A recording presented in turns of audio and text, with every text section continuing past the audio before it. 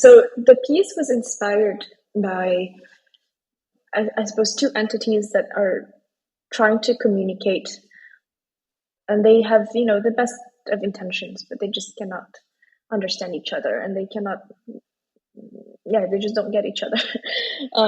So initially, when I was telling my collaborator, my choreographer, Noelle Kaiser, about this concept of the piece, she said, "Oh, maybe we could have, aliens crashing on Earth and trying to communicate with the humans."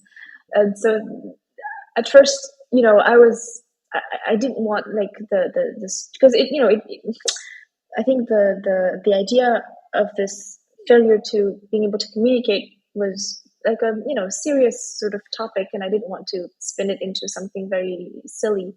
But in the end, I thought that actually added a nice layer to it, and I wanted the ending to be a little poignant.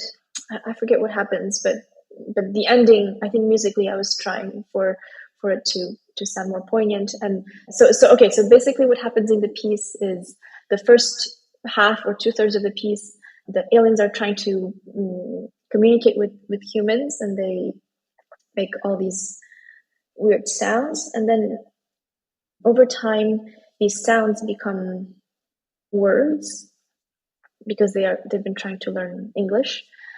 And then finally, at the end, when they express each other freely in their own alien language, I tried to write music that feels very communicative, if that makes sense. So even though they're speaking gibberish, but they're doing so in a convincing, expressive way, I wanted the emotions to like transcend the meaning of what they say. And the text for that, the gibberish, came from the same text, but just like backwards. Oh, that's awesome. Yeah. Does this kind of idea of communication, does that pop up in other pieces of yours? I mean, it seems to go hand in hand with language and text and some of the stuff we've been talking about a lot, but I feel like, there's text setting, which we all know what that is, of, setting text to music. But, when you add the idea of communication to that, it seems to me to change it. It spins it a little more into something real, I think. Totally. And I think I also reflect a lot on language and its limitations. How much can we convey through the words? And what is it that, we will never be able to communicate? And yet, if we don't have language, we might still be able to communicate by, our body language, our, eagerness, or whatever.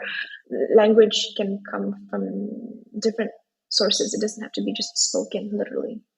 So I think music can really sort of help with that too. That's when music comes in, and it can help express what is,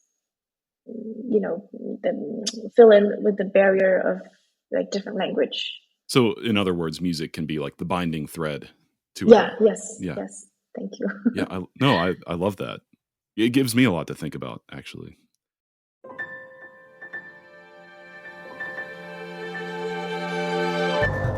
Thank you so much for tuning in to Micromaker by Loose Leaf Transmissions. We hope you enjoyed this brief glimpse into the inner workings of the creative life. If this resonated with you, be sure to check out the full conversation on Music Maker with Tyler Kline, a podcast exploring craft and process, philosophy and inspiration, and the honest, often messy parts of being an artist, creative uncertainty, purpose and identity, and resilience. You can find Music Maker wherever you get your podcasts or by visiting musicmakerpodcast.com.